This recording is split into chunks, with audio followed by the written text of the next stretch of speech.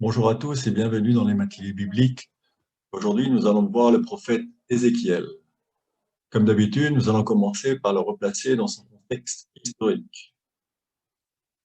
Donc, avec le prophète Ézéchiel, on se situe à une période charnière, puisqu'il s'agit de la captivité, c'est-à-dire de l'exil à Babylone. Vous vous souvenez, avec le prophète Jérémie, nous avons déjà abordé, plus ou moins, ce début d'exil à Babylone. Avec le prophète Ézéchiel, nous allons partir avec lui à Babylone. Et c'est peut-être le seul prophète avec le Deutéro Isaïe qui nous raconte véritablement ce qui s'est passé durant cette période de captivité à Babylone. Alors le contexte historique tout d'abord. Coincé entre le delta du Nil et celui du Tigre de l'Euphrate, situé en plein croissant fertile, Israël a toujours été un enjeu stratégique pour les grandes puissances du Moyen-Orient. Convoité par d'immenses empires comme l'Égypte, par des puissances à l'ascension fulgurante comme l'Assyrie, la Chaldée, la Perse, la Grèce et Rome, Israël a longtemps essayé de résister, ou à défaut de jouer le jeu des alliances en payant tribut. Déjà en 701 avant Jésus-Christ, Israël avait succombé à la Syrie, qui n'avait pas pris Jérusalem, le royaume de Juda. 100 ans plus tard, une nouvelle étoile monte dans le ciel du Moyen-Orient. Il s'agit de l'empire babylonien avec Nabuchodonosor. Il est assez facile de cerner le cadre historique des oracles d'Ézéchiel. En effet, beaucoup d'oracles du livre sont datés avec précision. Il est possible d'établir la fourchette suivante. 31 juillet 593, date de l'invocation du prophète, et le 26 avril 571, date du dernier oracle. On constate donc immédiatement que le ministère d'Ézéchiel recouvre en partie celui de Jérémie.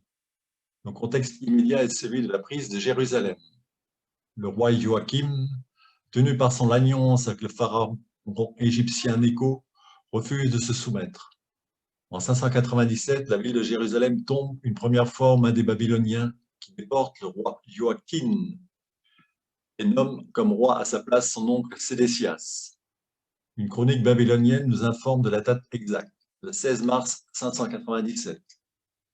Une petite partie de la population est déportée à cette occasion. La première déportation ne concerne que l'élite administrative et sacerdotale, prêtres, scribes, hauts fonctionnaires, membres de la famille royale et artisans métallurgistes. Très vraisemblablement, Ézéchiel fait partie de cette première déportation, puisque son ministère commence 4 ans plus tard en terre d'exil. Même conseiller et pensant à tort pouvoir compter sur le secours de l'Égypte, Sédécias va entrer en révolte ouverte contre les Babyloniens. La riposte de ces derniers sera impitoyable. Jérusalem va être prise une seconde fois en moins 587. Sédécias est exécuté, une portion importante de la population est déportée. Le temple, déjà pillé en 597, est cette fois complètement rasé, de même que les murailles de la ville. Cette fois, Juda perd définitivement son indépendance et devient une province babylonienne. En moins 582, enfin, Nabuchodonosor réalise la troisième déportation. À Babylone, tout paraît démesuré aux exilés. La ville est gigantesque, les bâtiments sont immenses. Le champ de ruines actuel s'étale sur 975 hectares, soit aussi grand que le Paris de Henri IV. La ville est renommée depuis longtemps, puisque le grand Hammurabi en a fait au XVIIIe siècle avant Jésus-Christ la capitale de son empire. Après des éclipses, Babylone est en pleine expansion, depuis le début du règne de Nabuchodonosor en 605. L'Euphrate baigne la ville qui est traversée du nord au sud par une immense voie professionnelle allant de la porte d'Ishar au temple de Marduk, le grand dieu national. Au début de chaque année, la ville célèbre son dieu. Sa statue se déplace à travers la ville et le roi lui rend hommage. Il ne faut pas imaginer la vie des exilés comme celle de prisonniers dans toutes les cellules. Jérusalem était trop loin pour qu'ils s'enfuient. Ils ont sans doute été affectés à des travaux urbains ou architecturaux, comme la grande tour de Babylone ou Ziggurat, la tour de Babel dont nous parle la Bible. D'autres exilés sont devenus agriculteurs sur les terres qui leur étaient affectées. La lettre de Jérémie laisse entendre qu'ils peuvent s'installer, bâtir, cultiver la terre. Le roi Joachim, à partir de 561, sera réhabilité et mangera à la table du roi. Il semble que les Juifs auraient gravi les échelons de la société pour devenir commerçants, bijoutiers, clients d'une banque dont on a retrouvé les archives. Certains auront de hautes fonctions à la cour. Quand ils auront la liberté de retourner au pays, beaucoup choisiront de rester sur place. La cohésion de ces groupes d'exilés est assurée par des anciens, des prêtres ou des prophètes. Ils sont le centre autour duquel gravite la vie religieuse des exilés. Cette période est aussi celle d'un profond désarroi. Une question centrale taraude le petit reste. Dieu est-il encore avec son peuple? La découverte faite en exil que tant de croyants ont refaite durant l'épreuve est celle de la présence inconditionnelle de Dieu aux siens. Dieu était présent dans le malheur et il les a secourus. En outre, l'image de Dieu des Juifs s'est enrichie. La théologie a fait un grand pas en avant. Si Dieu était là en terre étrangère, il était donc aussi partout dans l'univers. Tous les hommes pouvaient devenir ses messagers, tous pouvaient croire en lui. Il était aussi créateur du cosmos, du monde, de toute la nature. C'est l'affirmation centrale du récit de la Genèse 1, écrit pendant cette période. À cette question centrale s'ajoute le désarroi causé par la perte des piliers traditionnels de la foi juive, la terre, le roi, le temple. Autour de quoi la foi allait-elle maintenant se structurer? Trois nouveaux piliers se sont fondés dans l'expérience de l'exil. L'écriture tout d'abord est devenue un texte rédigé, une référence sûre pour la foi. C'est en effet pendant et après l'exil que les grands textes ont été regroupés dans la Torah, le Pentateuque. Les synagogues ensuite deviennent les lieux où l'on entend la parole de Yahvé. Enfin, le sabbat a été institué comme ce moment où la foi commune pouvait s'exprimer. La question, quel était ce Dieu intraitable qui conduisait ainsi le monde? Et quelle serait l'issue? Ce fut la défaite de Nabuchodonosor face au Perse Cyrus qui donna la réponse. Cyrus permit en effet le retour de l'exil et la reconstruction du temple. La Bible reviendra sans cesse sur ce destin incomparable de ce peuple à la nuque raide, selon l'expression de la Bible, auquel Dieu reste envers et contre tout fidèle. Alors une carte pour vous replacer le contexte géographique. Vous voyez la petite Jérusalem située à gauche. Il y a un tout petit état par rapport à l'Empire égyptien, par l'Empire assyrien et par rapport à l'Empire babylonien. Donc là, on se situe dans le croissant fertile, avec Jérusalem dans le croissant fertile, c'est-à-dire entre le Nil et puis le Tigre, l'Euphrate. C'est donc une contrée de passage. Il n'est pas étonnant que l'Égypte s'intéresse à cette contrée, que la Syrie et la Babylone s'intéressent aussi à cette contrée. Avec le prophète Ézéchiel, c'est donc la Babylonie qui va être au premier rang. Un zoom sur la région où sera exilé le prophète Ézéchiel. Donc, vous voyez Babylone tout en bas, on va mettre sur la carte, mais on peut reconnaître Babylone, mais c'est un peu plus au nord de Babylone. On place ici, c'est un peu plus au nord de Babylone, vous voyez Babylone en dessous du grand mot Babylonie. Donc c'est dans cette région-là que le prophète Ézéchiel aurait été déporté. Alors un petit mot pour insister sur la rédaction de la Bible. L'exil des Judéens à Babylone constitue un moment crucial dans l'histoire de la rédaction de la Bible. C'est le moment où la Bible a été rédigée comme un ensemble cohérent, ensemble qui sera confirmé plus tard par les Septante. Sous peine de se fondre dans l'Empire perse, les Judéens devaient se trouver une nouvelle forme d'identité, définir en quoi ils formaient toujours un peuple et se donner une unité à travers un patrimoine culturel et religieux commun. C'est le début du judaïsme d'où est tiré le nom juif. C'est à partir de ce moment-là que l'on rencontre le mot juif dans la Bible. Bien des textes ne se comprennent qu'à la lumière de l'Exode et de l'exil. Ainsi, la promesse de terre faite à Abraham est une parole d'espérance durant cette période d'exil. D'ailleurs, le texte de la promesse d'Abraham, vous vous souvenez, il aura une terre. Dieu promet à Abraham qu'il aura une terre. Un texte qui a été écrit durant cette période d'exil. Donc, il trouve toute sa résonance à ce moment-là. Le plan du livre d'Ézéchiel. D'abord, la vocation d'Ézéchiel. Ensuite, l'annonce de la prise et de la destruction de Jérusalem. des oracles contre les nations, selon la tradition des prophètes, le second siège de Jérusalem, et enfin la restauration, le temple nouveau avec le partage des territoires. Et ce qui est marquant dans le livre d'Ézéchiel, ce sont les visions qu'aura Ézéchiel, nous le verrons à travers plusieurs textes.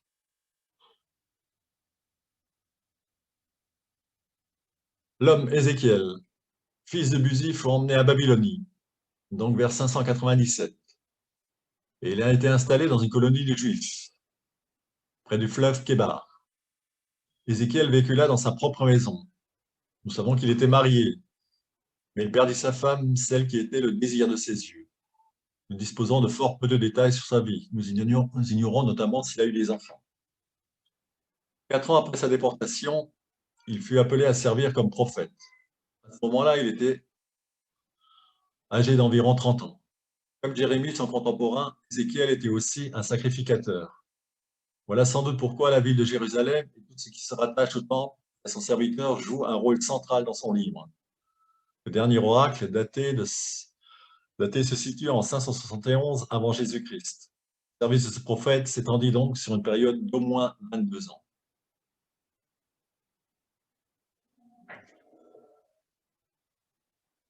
Alors passons maintenant à la lecture des livres. La 30e année, le 4e mois, le 5 du mois, j'étais au milieu des déportés, près du fleuve Kébar. Les cieux s'ouvrirent et j'eus des visions divines. Le 5 du mois, cette année-là, était la 5e de la déportation du roi Joachim. Il y eut une parole du Seigneur pour Ézéchiel, fils du prêtre Bouzi, au pays des Chaldéens, près du fleuve Kébar. Là-bas, la main du Seigneur fut sur lui. Donc nous avons ici, selon la tradition prophétique, le premier verset qui nous présente le contexte historique dans lequel se déroule la prophétie d'Ézéchiel.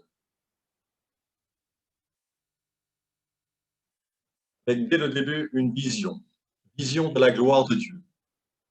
Je regardais, un vent de tempête venait du nord, une grande nuée, et un vent fulgurant, et autour une clarté. En son milieu, comme un étincellement de vermeil au milieu du feu. En son milieu, la ressemblance de 4 êtres vivants. Tel était leur aspect. Ils ressemblaient à des hommes. Chacun avait 4 visages et chacun d'eux 4 ailes. Leurs jambes étaient droites, leurs pieds comme les sabots d'un veau, scintillant comme étincelles d'airain poli. Des mains d'hommes sous leurs ailes étaient tournées dans les 4 directions, ainsi que leurs visages et leurs ailes à tous les 4. Leurs ailes se joignaient l'une à l'autre. Ils n'avançaient pas de biais, mais chacun droit devant soi. Leur visage ressemblait à un visage d'homme. Tous les 4 avaient à droite une face de lion, à gauche une face de taureau, et tous les 4 avaient une face d'aigle. C'était leur face. Quant à leurs ailes déployées vers le haut, 2 se rejoignaient l'une l'autre et 2 couvraient leur corps. Chacun avançait droit devant soi. Ils allaient dans la direction où l'esprit le voulait. Ils n'avançaient pas de biais. Ils ressemblaient à des êtres vivants. Leur aspect était celui de brandons enflammés. C'était comme une vision de torche. Entre les vivants, c'était comme un va-et-vient. Et puis, il y avait la clarté du feu, sortant du feu des éclairs. Et les vivants s'élançaient en tous sens, une vision de foudre. Je regardais les vivants et je vis à terre, à côté des vivants, une roue pour chaque face. Voici quel était l'aspect des roues et leur structure. Elles étincelaient comme de la chrysolite, et elles étaient toutes les 4 semblables. C'était leur aspect. Quant à leur structure, elles étaient imbriquées l'une dans l'autre. Lorsqu'elles avançaient, elles allaient dans les 4 directions. Elles n'obliquaient pas en avançant. La hauteur de leurs jantes faisait peur, et c'était un foisonnement d'étincelles sur leur pourtour à toutes 4. Quand les vivants avançaient, leurs roues avançaient à leur côté, et quand les vivants s'élevaient de dessus la terre, les roues s'élevaient. Ils allaient dans la direction où l'esprit voulait aller, et les roues s'élevaient en même temps. C'est que l'esprit des vivants était dans les roues. Quand ils avançaient, elles avançaient, et quand ils s'arrêtaient, elles s'arrêtaient. Et quand ils s'élevaient au-dessus de la terre, les roues s'élevaient en même temps, car l'esprit des vivants était dans les roues. Nous voyons dans ce texte la présence continuelle de l'esprit. C'est lui qui guide les roues, qui les fait avancer. Au-dessus de la tête des vivants, la ressemblance d'un firmament étincelant comme un cristal resplendissant. Il s'étendait sur leur tête bien au-dessus. Au-dessous du firmament, leurs ailes étaient tendues l'une vers l'autre. Chacun en avait deux qui les couvraient, chacun en avait deux qui les couvraient le corps. Et j'entendis le bruit que faisaient leurs ailes quand ils avançaient. C'était le bruit des grandes eaux, la voix de Shaddai, bruit d'une multitude, bruit d'une armée. Quand ils s'arrêtaient, ils laissaient pendre leurs ailes. Il vint une voix depuis le firmament qui était au-dessus de leur tête. Et par-dessus le firmament qui était sur leur tête, telle une pierre de l'azulite, il y avait la ressemblance d'un trône. Et au-dessus de cette ressemblance de trône, c'était la ressemblance comme l'aspect d'un homme au-dessus tout en haut. Puis je vis comme l'étincellement du vermeil, comme l'aspect d'un feu qui l'enveloppait tout autour, à partir et au-dessus de ce qui semblait être ses reins. Et à partir et au-dessus de ce qui semblait être ses reins, je vis comme l'aspect d'un feu et d'une clarté tout autour de lui. C'était comme l'aspect de l'arc qui est dans la nuée un jour de pluie. Tel était l'aspect de la clarté environnante. C'était l'aspect, la ressemblance de la gloire du Seigneur. Je regardais et je me jetais face contre terre. J'entendis une voix qui parlait. Nous sommes ici en présence de ce qu'on appelle le tétramorphe. Le tétramorphe ou encore les quatre vivants, ou encore les quatre êtres vivants, représentent les quatre animaux ailés qui tirent le char de la vision d'Ézéchiel. D'abord décrit dans le livre d'Ézéchiel, il est repris avec Saint Jean dans l'Apocalypse.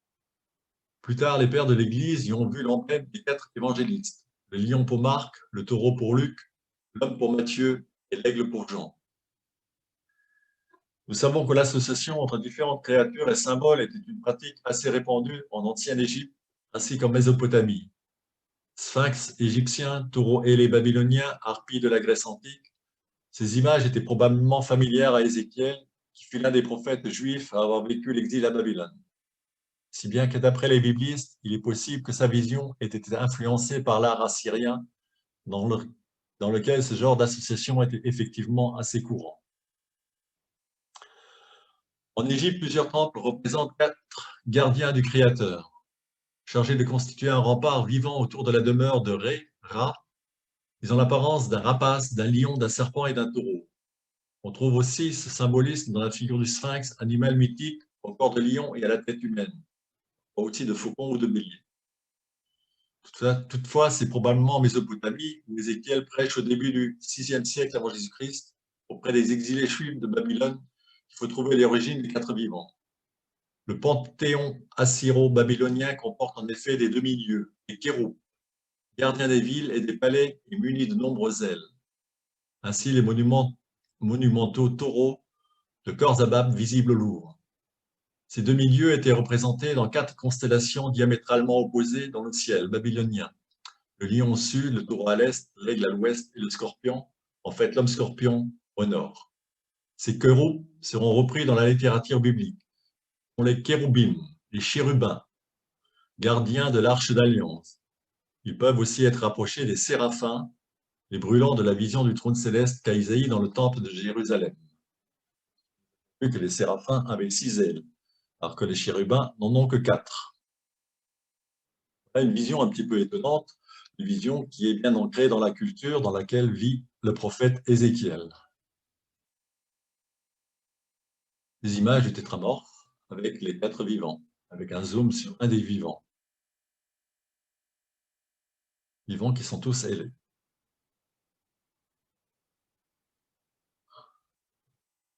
La vocation d'Ézéchiel. La voix me dit, fils d'homme, littéralement fils d'Adam dans le texte hébreu, tiens-toi debout car je vais te parler. Après qu'elle m'eut parlé, un esprit vint en moi. Il me fit tenir debout. Alors j'entendis celui qui me parlait. Il me dit, fils d'homme, je t'envoie vers les fils d'Israël. Écoute, fils d'homme, n'aie pas peur d'eux et n'aie pas peur de leurs paroles. Tu es au milieu de contradicteurs et d'épines, et tu es assis sur des scorpions. N'aie pas peur de leurs paroles et ne t'effraie pas de leur visage, car c'est une engeance de rebelles. Tu leur diras mes paroles qu'ils t'écoutent ou qu'ils ne t'écoutent pas. Des rebelles. Fils d'homme, écoute ce que je te dis. Ne sois pas rebelle comme cette engeance de rebelle. Ouvre la bouche et mange ce que je vais te donner. Je regardais. Une main était tendue vers moi, tenant un livre enroulé. Elle le déploya devant moi. Il était écrit des deux côtés. On y avait écrit des plaintes, des gémissements, des cris. Il me dit, Fils d'homme, mange-le, mange ce rouleau. Ensuite, tu iras parler à la maison d'Israël. J'ouvris la bouche et il me fit manger ce rouleau. Il me dit, Fils d'homme, nourris-toi et remplis tes entrailles de ce rouleau que je te donne. Je le mangeai. Il fut dans ma bouche d'une douceur de miel. Il me dit, Fils d'homme, va, rends-toi auprès de la maison d'Israël et parle-leur avec mes paroles. Nous avons dans ce texte tous les ingrédients de la mission prophétique. L'appel, Fils d'homme, l'envoi par l'Esprit avec cette peur qu'il ne faut pas avoir, et enfin cette mendication de la parole de Dieu. Alors, mendication de la parole, la bouche, pour parler, non pas d'abord pour manger. Cette bouche qui certes va parler, puisqu'Ézéchiel sera prophète. Cette bouche doit d'abord recevoir. Mais ne reçoit-on pas une parole avec les oreilles? Évidemment, mais le texte dit autre chose, il va plus loin. C'est qu'une parole de vérité ne concerne pas que le cerveau, l'intelligence, mais toute la personne, le corps tout entier, tout comme la nourriture. Être nourri de la parole de Dieu n'est pas une jolie expression, c'est l'énoncé d'une vérité incontournable. Cette parole, nous avons besoin de la manger. On pourrait d'ailleurs rajouter deux images proches, la mastiquer et la digérer. La mendication de la parole est un acte complexe. La parole n'est pas faite pour être avalée goulûment, sans prendre le temps, sans essayer d'en sentir tous les goûts, les nuances. Et sa digestion est nécessaire sous peine d'en être malade. Laisser son corps être nourri de cette parole, laisser les différentes parties de ce corps, les différents éléments de son existence, prendre ce dont il a besoin de cette nourriture pour en être fortifié et pour annoncer cette parole soi-même. C'est en étant nourri de la parole de Dieu que nous pouvons l'annoncer aux autres. Si Dieu me fait tenir debout devant lui comme son fils et non comme un esclave ou un condamné, s'il me montre à quoi ressemble mon visage lorsque je suis rebelle à sa voix, s'il me donne le livre de sa parole comme nourriture, ce n'est sûrement pas pour me détruire. Il n'avait qu'à me laisser comme j'étais naturellement sans lui. S'il me nourrit du livre de sa parole, c'est bien pour que je puisse redire en vérité cette parole, l'annoncer, la donner, l'offrir aux gens de mon peuple, moi qui ne suis que l'un d'entre eux, un simple fils humain, un fils d'Adam. Manger le livre ne donne aucune supériorité, aucune qualité, mais cela donne une mission, ou plutôt c'en est le moyen. Je ne puis témoigner de la parole de Dieu si je n'en suis pas nourri. Je ne puis témoigner de ma foi si je ne sais pas trop, corporellement, existentiellement, en quoi ma foi a confiance. Ensuite, tu leur diras, ainsi parle le Seigneur l'Éternel. Il n'y a pas à cet endroit deux points et un contenu à dire. Car ce que dit le Seigneur aux autres, que j'ai mission de leur dire, de restituer avec ce que je suis, c'est évidemment ce que moi-même j'en ai entendu. C'est ce que j'ai mangé du rouleau. Comme le chantait David, alors je dis, voici je viens avec le rouleau du livre écrit pour moi. Ensuite, une vision sur la ville de Jérusalem. Je regardais, et voici une ressemblance comme l'aspect d'un homme. À partir et au-dessus de ce qui ressemblait être ses reins du feu, à partir et au-dessus de ses reins une sorte d'éclat comme l'étincellement du vermeil. Il étendit une forme de main et me saisit par une mèche de cheveux. Puis l'Esprit me souleva entre ciel et terre. En vision divine, il m'emmena à Jérusalem, à l'entrée de la porte intérieure, celle qui est tournée vers le nord, là où se trouve l'idole de la jalousie qui excite la jalousie. Il y avait là la gloire du Dieu d'Israël, semblable à la vision que j'avais vue dans la vallée. Il me dit, « Fils d'homme, lève donc les yeux vers le nord. » Je levai les yeux vers le nord, et voici, au nord de la porte, il y avait un autel. Cette idole de jalousie se trouvait dans le passage. Il me dit, Fils d'homme, vois-tu ce qu'ils font? Vois-tu les actions abominables que la maison d'Israël commet ici, pour que je m'éloigne de mon sanctuaire? Tu vas voir encore d'autres actions abominables. Il m'emmena à la porte du parvis. Je regardais. Il y avait un trou dans le mur. Il me dit, Fils d'homme, perce donc le mur. Je perçai le mur. Il y eut alors une ouverture. Il me dit, entre et regarde d'autres actions mauvaises qui sont en train de commettre ici. J'entrais, je regardais. Il y avait toutes sortes d'images de reptiles et de bêtes, une horreur, et toutes les idoles de la maison d'Israël dessinées tout autour sur le mur. Donc dans cette vision, Ézéchiel est transporté de son exil vers le temple de Jérusalem. Temple de Jérusalem qui a été détruit, et donc c'est une image pour montrer que ce temple est désormais occupé par d'autres idoles, et c'est une abomination pour le Seigneur. Et c'est toujours l'Esprit qui lève, qui envoie, qui fait voir.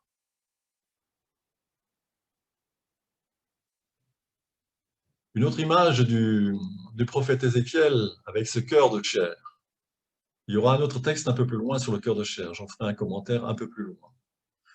Dis-leur donc, ainsi parle le Seigneur Dieu, je vous rassemblerai du milieu des peuples, et je vous réunirai des pays où vous avez été dispersés. Puis je vous donnerai la terre d'Israël. Ils y viendront et en ôteront toutes les horreurs et toutes les abominations. Je leur donnerai un cœur loyal, je mettrai en vous un esprit neuf. Je leur enlèverai du corps de leur cœur de pierre, et je leur donnerai un cœur de chair, afin qu'ils marchent selon mes lois, qu'ils gardent mes coutumes et qu'ils les accomplissent. Ils seront mon peuple et je serai les dieux. Donc toujours cette parole d'espérance qui se manifeste dans la bouche des prophètes. Avec ces dernières phrases, ils seront mon peuple et je serai le Dieu. C'est la phrase de l'alliance qui revient sans cesse.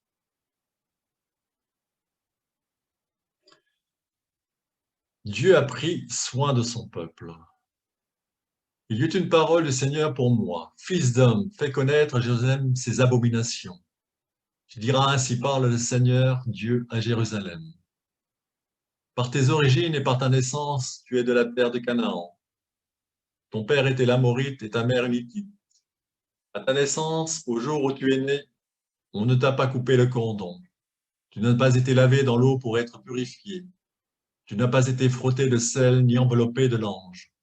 Nul œil ne s'est apitoyé sur toi pour te faire par pitié une seule de ces choses. Par le dégoût qu'on avait de toi, tu as été jeté dans les champs le jour où tu es né. Passant près de toi, je t'ai vu te débattre dans ton sang. Je t'ai dit, alors que tu étais dans ton sang, vis. Je t'ai dit, alors que tu étais dans ton sang, vis. Je t'ai rendue vigoureuse comme une herbe des champs. Alors tu t'es mise à croître et à grandir. Et tu parvins à la beauté des beautés. Tes seins se formèrent, du poil te poussa. Mais tu étais sans vêtements, nu. En passant près de toi, je t'ai vu. Or tu étais à l'âge des amours. J'ai étendu sur toi le pan de mon habit et couvert ta nudité. Je t'ai fait un serment et je suis entré en alliance avec toi, oracle du Seigneur Dieu. Alors tu fus à moi. Je t'ai lavé dans l'eau, j'ai nettoyé le sang qui te couvrait, puis je t'ai parfumé d'huile. Je t'ai donné des vêtements brodés, des chaussures de cuir fin, une ceinture de lin, et je t'ai couverte d'étoffes précieuses. Je t'ai paré de bijoux, j'ai mis tes bracelets à tes poignets, un collier, un anneau à ton nez, des boucles à tes oreilles, un diadème splendide sur la tête. Alors tu es devenue extrêmement belle. Tu es parvenue à la royauté. Alors le renom de ta beauté s'est répandu parmi les nations, car elle était parfaite, à cause de la splendeur dont je t'avais paré, oracle des seigneurs Dieu. Voilà un très beau texte de l'alliance entre Dieu et son peuple. Un texte qui nous fait d'abord découvrir la pauvreté à la naissance de son enfant, de cette femme, parce qu'il s'agit bien d'une image ici. Israël est une femme que Dieu aime.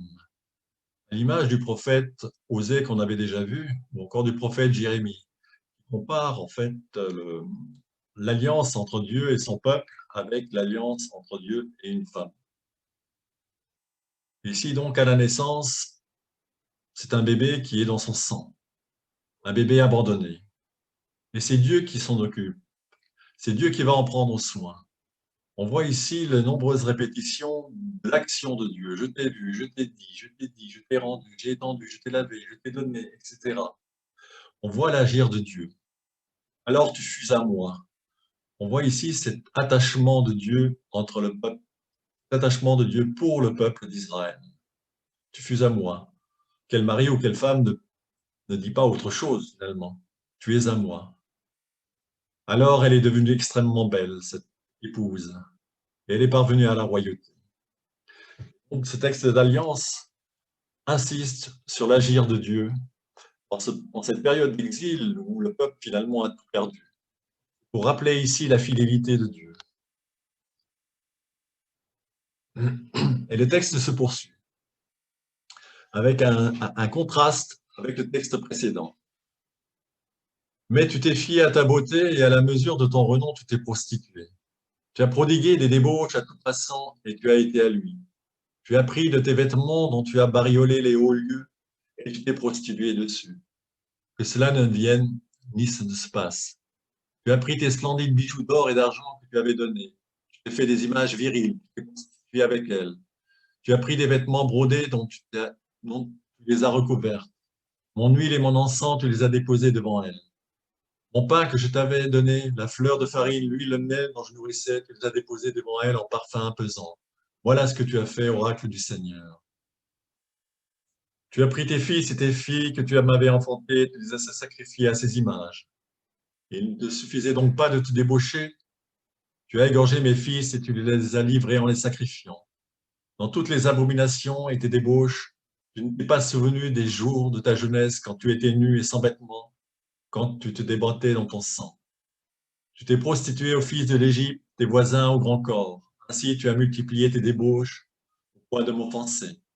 Insociable, tu t'es prostitué aux fils d'Assour, faute d'être rassasié. Tu t'es prostitué à eux et tu ne fus pas davantage rassasié. Alors tu as multiplié tes débauches dans un pays de marchands en Chaldée. Même avec cela, tu ne fus pas davantage rassasié. À toutes les prostituées, on fait un cadeau. Mais c'est toi qui as fait ce cadeau à tous les amants. Tu les as soudoyés pour qu'ils viennent vers toi de partout se débaucher avec toi. Toi, dans tes débauches, tu as fait à l'inverse des autres femmes. Tu n'étais pas recherché comme prostituée. Or, en donnant un salaire sans en recevoir, tu as inversé les rôles. Donc, on voit le contraste avec le texte précédent. Le texte précédent où Dieu manifestait son agir, où il disait je t'ai, je t'ai, je t'ai. Et là, c'est tu as, tu as, tu as, tu as. Et bien sûr, c'est le mot débauche, le mot prostituée, qui revient sans cesse pour montrer ici l'idolâtrie, bien sûr. L'idolâtrie qui s'est manifestée à travers toutes les idoles que le peuple d'Israël côtoyait à travers ces différentes conquêtes au début et ensuite à travers ces différentes alliances d'Israël contractées avec les pays étrangers.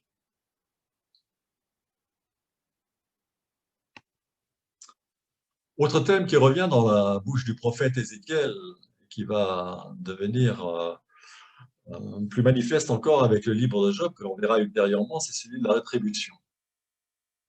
Il y eut une parole du Seigneur pour moi. Qu'avez-vous à répéter ce dicton sur la terre d'Israël? Les pères ont mangé du raisin vert et les dents des fils ont été agacées. Dans ma vie, oracle du Seigneur Dieu, vous ne répéterez plus ce dicton en Israël. Oui, toutes les vies sont à moi. La vie du père comme la vie du fils, toutes deux sont à moi. Celui qui pêche, c'est lui qui mourra. Or vous dites, pourquoi ce fils ne supporte-t-il pas la faute de son père? Mais ce fils a accompli le droit et la justice. Il a observé toutes mes lois et les a accomplies. Certainement, il vivra. Celui qui pêche, c'est lui qui mourra. Le fils ne portera pas la faute du père, ni le père la faute du fils.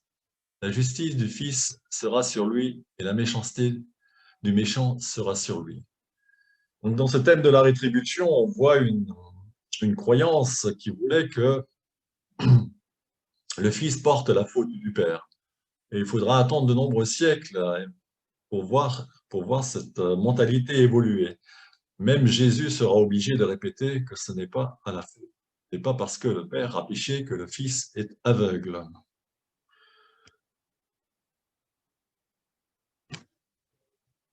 Le prophète Ézéchiel continue avec ce thème que nous avons vu tout à l'heure, le thème des prostituées. Là, nous avons deux prostituées qui symbolisent les deux royaumes, le royaume du Nord et le royaume du Sud. Il y eut une parole du Seigneur pour moi. Fils d'homme, il y avait deux femmes, filles de la même mère. Elles se prostituèrent en Égypte. Elles se prostituèrent toutes jeunes. C'est là qu'on leur pressa le sein. Là, on a caressé leur poitrine virginale. Voici leur nom. Ola, c'est-à-dire Samarie, l'aînée. Oholiba, Judas, sa sœur. Ola se prostitua au lieu de rester mienne. Elle montra sa sensualité avec ses amants, avec les Assyriens. Elle accorda ses faveurs à toute l'élite des fils d'Assour. Dans sa sensualité, elle se souilla avec toutes leurs idoles. Elle poursuivit ses débauches, commencées en Égypte, quand il couchait avec elles toutes jeunes, quand il pétrissait ses seins de jeunes filles et déversait sur elles leurs débauches. C'est pourquoi je la livrai aux mains de ses amants, aux mains des fils d'Assour, avec qui elle avait montré sa sensualité. Sa sœur, Oholiba, vit tout cela, mais elle fut corrompue et plus sensuelle encore. Ses débauches devinrent pires que celles de sa sœur. Donc, vous voyez, ce thème d'amour, finalement, revient sans cesse dans la bouche des prophètes. L'amour de Dieu pour son peuple. Et Dieu ne supporte pas l'infidélité. Une autre image pour expliquer ces oracles d'Ézéchiel, c'est l'image de la marmite rouillée. C'est pourquoi ainsi parle le Seigneur Dieu, malheur à la ville sanguinaire, Jérusalem. Je vais faire une grande flambée, entasse du bois, allume le feu, cuis et recuis la viande, ajoute les épices, que les eaux soient brûlées.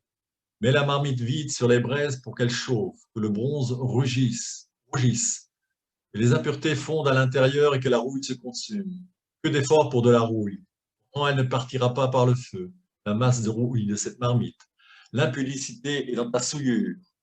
Puisque je t'ai purifié, que tu n'as pas été pur, tu ne seras pas purifié de ta souillure avant que j'aille jusqu'au bout de ma fureur contre toi.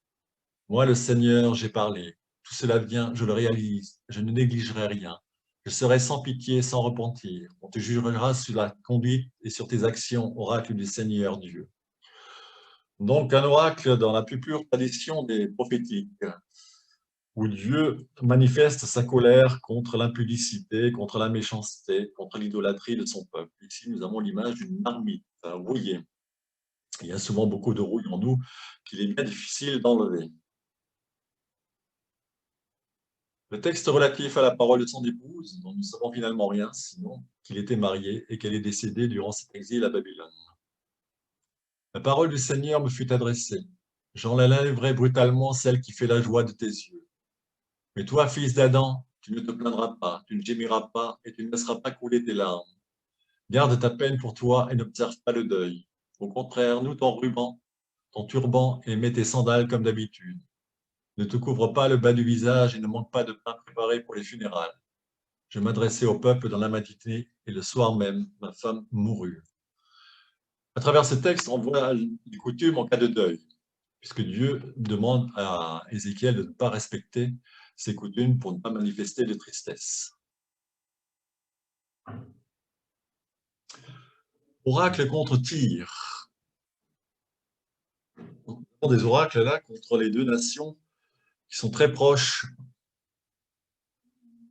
du pays d'Israël et de Juda. Tyr, c'est une ville qui est juste au nord d'Israël, au nord du royaume d'Israël. On va pouvoir admirer la richesse de cette ville.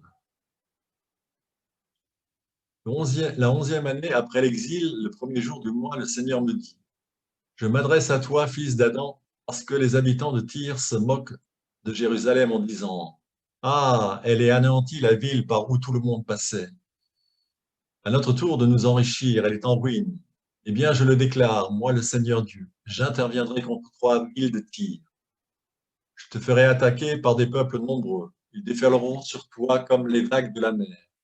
Oui, je le déclare, moi le Seigneur Dieu, contre toi, ville de Tyr, je ferai venir du nord le plus puissant des rois, le roi Nabuchodonosor de Babylone. Ils chanteront sur toi cette complainte. Elle est détruite, la ville célèbre, elle a disparu des mers. Les gens de Tarsis faisaient commerce avec toi. Les populations de Grèce, de Toubal, de Méchec trafiquaient avec toi. Les habitants de Beth Gogarma te vendaient des chevaux. Les gens de Dédan, les Édomites, Juda et Israël, les habitants de Damas, les tribus de Dan et de Yavan, les gens de Dédan, l'Arabie et les dirigeants du pays de Kédar, les marchands de Saba et de Ragma, Les villes de Charente, Canée, Éden faisaient du commerce avec toi, de même que les marchands de Saba et les villes d'Assour et de Kilman. Vous voyez donc que la ville de Tyr était vraiment au carrefour du commerce à cette époque-là. Ensuite, un très bel oracle aussi contre l'Égypte, avec une belle image d'un grand arbre. Fils d'homme, dis au Pharaon, roi d'Égypte, et à sa multitude, à quoi ressemblait, toi qui étais si grand? Un génévrier, un cèdre du Liban, qui aurait de belles branches, formant une forêt ombreuse et d'une taille si élevée que son sommet serait entre les nuages. Les eaux l'ont fait grandir. L'abîme qu'il a fait croître fait couler ses fleuves autour de lui, où il était planté et envoie ses canaux vers tous les arbres de la campagne. Ainsi donc, sa taille était plus élevée que celle de tous les arbres de la campagne. Ses rameaux s'étaient multipliés et s'étendaient sous l'effet des grandes eaux lorsqu'il poussa. Tous les oiseaux du ciel nichaient dans ses rameaux, toutes les bêtes sauvages mettaient bas sous ses branches, et toute la multitude des peuples habitaient à son ombre. Il était beau par sa grandeur, par l'ampleur de son branchage. Ses racines s'étendaient jusqu'aux grandes eaux. Les cèdres du jardin de Dieu ne l'égalaient pas. Les génévriers n'étaient pas comparables à ses rameaux, ni les platanes à ses branches. Aucun arbre dans le jardin de Dieu ne lui était comparable en beauté. Je l'avais fait beau par l'abondance de sa ramure. Tous les arbres d'Éden qui étaient dans le jardin de Dieu le jalousaient. C'est pourquoi ainsi parle le Seigneur Dieu. Parce que tu as élevé ta taille, parce qu'il a élevé son sommet entre les nuages, qui s'est élevé avec orgueil, je le livre aux mains des chefs des nations, qui le traitera selon sa méchanceté. Je l'ai chassé. Les étrangers les plus tyranniques des nations l'ont abattu puis abandonné. Son branchage est tombé sur les montagnes et toutes les vallées, et dans toutes les vallées, ses branches ont été brisées dans tous les lits des ruisseaux de la terre. Tous les peuples de la terre ont quitté son ombre, puis ils l'ont abandonné. Tous les oiseaux du ciel se posent sur ses dépouilles, toutes les bêtes sauvages gîtent dans ses branches. Donc voilà une parabole pour montrer la puissance de Dieu par rapport à l'Égypte. L'Égypte qui est comparée à un bel arbre, le plus bel arbre qui soit et qu'on ne trouve même pas dans le jardin d'Éden. Nous avons un texte sur un berger qui nous rappelle incontestablement le texte de la brebis égarée dans le Nouveau Testament. Fils d'homme, prononce un oracle contre les bergers d'Israël. Mon troupeau s'est éparpillé par toutes les montagnes, sur toutes les hauteurs. Mon troupeau s'est dispersé sur toute la surface du pays, sans personne pour le chercher, personne qui aille à sa recherche. Je viens chercher moi-même mon troupeau pour en prendre soin. De même qu'un berger prend soin de ses bêtes le jour où il se trouve au milieu d'un troupeau débandé, ainsi je prendrai soin de mon troupeau. Je l'arracherai de tous les endroits où il a été dispersé un jour de brouillard et d'obscurité. Je le ferai sortir d'entre les peuples, je le rassemblerai des différents pays et je l'amènerai sur sa terre. Je le ferai paître sur les montagnes d'Israël, dans le creux des vallées et dans tous les lieux habitables du pays. Je le ferai paître dans un bon pâturage, son herbage sera sur les montagnes du haut pays d'Israël. C'est là qu'il pourra se coucher, dans un bon herbage et paître un gras pâturage sur les montagnes d'Israël. Moi-même, je ferai paître mon troupeau, moi-même, je ferai coucher, oracle du Seigneur Dieu. La bête perdue, je la chercherai. Celle qui se sera écartée, je la ferai revenir. Celle qui aura une patte cassée, je lui ferai un bandage. La malade, je la fortifierai. Vous êtes mon troupeau, le troupeau de mon pâturage, vous les hommes, moi je suis votre Dieu, oracle du Seigneur. Donc une autre image pour manifester cet attachement entre Dieu et son peuple. Nous avions l'image de l'époux pour l'épouse, de Dieu pour son peuple comme d'un homme pour une femme. Ici, nous avons l'image du berger, berger qui sera repris par Jésus-Christ. Alors nous retrouvons un peu plus loin le texte du cœur de chair que nous avions déjà évoqué. Je montrerai la sainteté de mon grand nom qui a été profané parmi les nations. Mon nom que vous avez profané au milieu d'elles, alors les nations connaîtront que je suis le Seigneur, oracle du Seigneur Dieu, quand j'aurai montré ma sainteté en vous sous leurs yeux. Je vous prendrai d'entre les nations, je vous rassemblerai de tous les pays, et je vous amènerai sur votre sol. Je ferai sur vous une aspersion d'eau pure, et vous serez purs. Je vous purifierai de toutes vos impuretés et de toutes vos idoles. Je vous donnerai un cœur neuf, et je mettrai en vous un esprit neuf. J'enlèverai de votre corps, le cœur de pierre, et je vous donnerai un cœur de chair. Je mettrai en vous mon propre esprit. Je vous ferai marcher selon mes lois, garder et pratiquer mes coutumes. Vous habiterez le pays que j'ai donné à vos pères. Vous serez mon peuple et je serai votre Dieu. Je vous délivrerai de toutes vos souillures. J'appellerai le blé, je le ferai abonder. Je ne vous imposerai plus la famine. Je ferai abonder le fruit de l'arbre, le produit des champs, afin que vous n'ayez plus à supporter parmi les nations la honte d'avoir faim. Vous vous souviendrez de vos mauvais chemins et de vos actions qui n'étaient pas bonnes. Le dégoût vous montera au visage à cause de vos péchés et de vos abominations. Donc un texte qui nous parle d'un cœur de chair plutôt que d'un cœur de pierre. Un cœur de chair qui nous sera donné à travers le don de l'Esprit. Dans ce texte, qu'on peut découper en trois parties, nous avons tout d'abord l'introduction qui nous montre le nom de Dieu. Nom de Dieu sur lequel on reviendra plus tard dans un autre prophète. Mais le nom de Dieu est souvent associé à Dieu lui-même. C'est pour ça que les Juifs ne prononcent pas le nom de Yahvé. Et la sainteté de Dieu se manifeste à travers ses actions. Et là, comme dans un des textes précédents, on l'en a vu, nous avons l'action de Dieu. Je vous prendrai, je vous rassemblerai, je ferai sur vous une aspersion, je vous donnerai, je mettrai, etc. Et nous avons l'eau ici. L'eau est toujours liée à la notion de pureté dans la Bible. D'où les nombreux rites cultuels que nous avons dans la Bible à propos de l'eau. C'est lavé pour les eaux. La femme impure, par exemple, doit se lever après ses règles, même après une relation sexuelle. L'homme et la femme sont invités à se laver. En cas de lèpre, il faut se laver. Nous avons un exemple dans le livre des rois, je ne sais pas si vous vous souvenez, où il fallait faire 7 aspersions pour la purification. Dans de nombreux textes, l'eau est un signe de pureté. Ici, cette eau est associée à l'esprit. Alors, inévitablement, nous pensons ici au baptême, puisque nous avons les deux ingrédients, les deux matières, on peut dire, du baptême, l'eau et l'esprit. Et l'esprit qui va nous aider à marcher selon les lois du Seigneur, à garder et à pratiquer les commandements.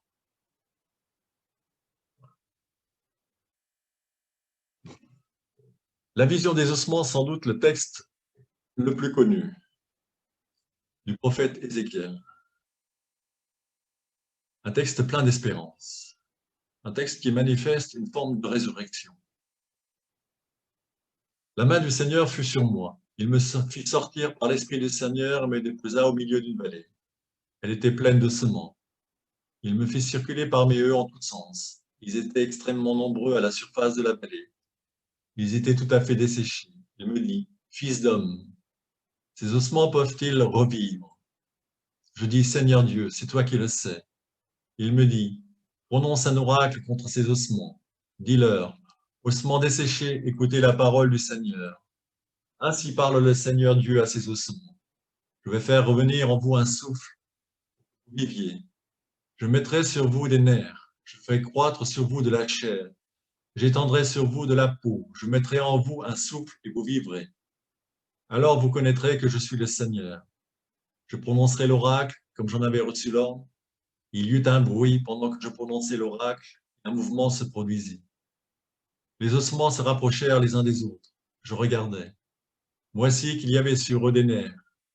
La chair croissait et il étendit de la peau par-dessus.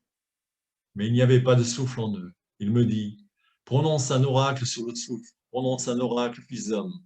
Dis au souffle, ainsi parle le Seigneur Dieu. Souffle, viens des 4 points cardinaux, souffle sur ces morts et ils vivront. Je prononçai l'oracle que j'en avais reçu l'ordre. Le souffle entra en eux et ils vécurent. Et ils se tinrent debout. Une immense armée. Il me dit, fils d'homme, ces ossements, c'est toute la maison d'Israël. Ils disent, nos ossements sont desséchés, notre espérance a disparu, nous sommes en pièces. C'est pourquoi prononce un oracle et dis-leur, ainsi parle le Seigneur Dieu. Je vais faire ouvrir vos tombeaux, Je vous ferai remonter de vos tombeaux, ô mon peuple. Je vous ramènerai sur le sol d'Israël. Vous connaîtrez que je suis le Seigneur quand j'ouvrirai vos tombeaux et que je vous ferai remonter de vos tombeaux, ô mon peuple. Je mettrai mon souffle en vous pour que vous viviez. Je vous établirai sur le sol. Alors vous connaîtrez que c'est moi le Seigneur qui parle et accomplit oracle du Seigneur. Dans ce texte, nous retrouvons finalement la chair et l'esprit. Chair que l'on retrouve à travers les ossements sur lesquels croissent les nerfs, et ensuite de la chair elle-même. Et ensuite, nous avons bien sûr le souffle qui vient de Dieu. En fait, ce texte nous fait penser au texte de la Genèse, à la création de l'homme, à la création d'Adam. Dieu prend de l'argile et modèle l'homme, et ensuite insuffle dans ses narines l'haleine de vie. Ici, il s'agit d'une espérance du prophète Ézéchiel en cette terre d'exil, espérance de voir ce peuple revivre. Alors, la vallée représente le lieu de la défaite. Ces ossements, ce sont du peuple décimé et vaincu. Le temps est passé. Ces personnes ne sont pas récemment décédées. Il s'agit d'ossements blanchis, dispersés. Ces personnes n'ont plus aucune chance d'être réanimées. Nos os sont desséchés, notre espoir s'est évanoui. D'où la question, ces os peuvent-ils revivre? Ils le pourront grâce au souffle de Dieu qui agit sur le prophète et à travers sa parole pour redonner au peuple la vie et les ramener sur la terre promise. Comme l'action de Dieu est parfaite, il y a 7 mentions du souffle dans le texte. Comme l'Esprit de Dieu épouse les confins de l'univers, il souffle les 4 vents, symbolisant les 4 points cardinaux. Conformément à cette réalité, Dieu intime donc au prophète 4 fois de parler. Ézéchiel participe à l'éveil du peuple. Il joue dans cette vision un rôle actif. Sa parole prophétique qui permet au souffle de Dieu d'advenir est au centre de l'événement, départageant l'action entre un avant et un après. À la désespérance du début du texte répond l'espérance. À l'annonce de l'intervention de Dieu répond l'intervention de Dieu. Le souffle de Dieu qui avait jadis donné la vie au premier homme de la terre redonnera la vie au peuple d'Israël. Je mettrai mon souffle en vous et vous vivrez. Comme dans le deuxième récit de la création, la formation du corps précède le don de l'esprit.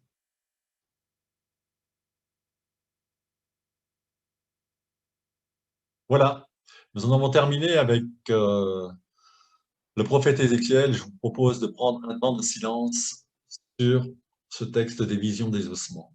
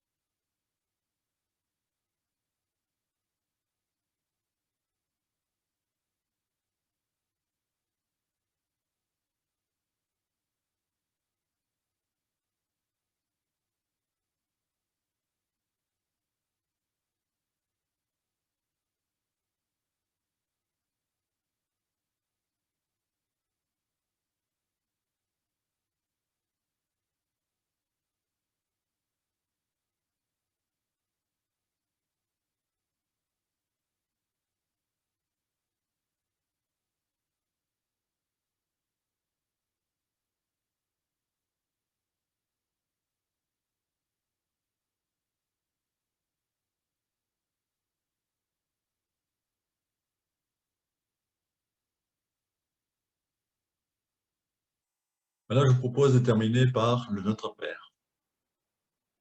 Notre Père qui es aux cieux, que ton nom soit sanctifié, que ton règne vienne, que ta volonté soit faite sur la terre comme au ciel. Donne-nous aujourd'hui notre pain de ce jour. Pardonne-nous nos offenses, comme nous pardonnons aussi à ceux qui nous ont offensés.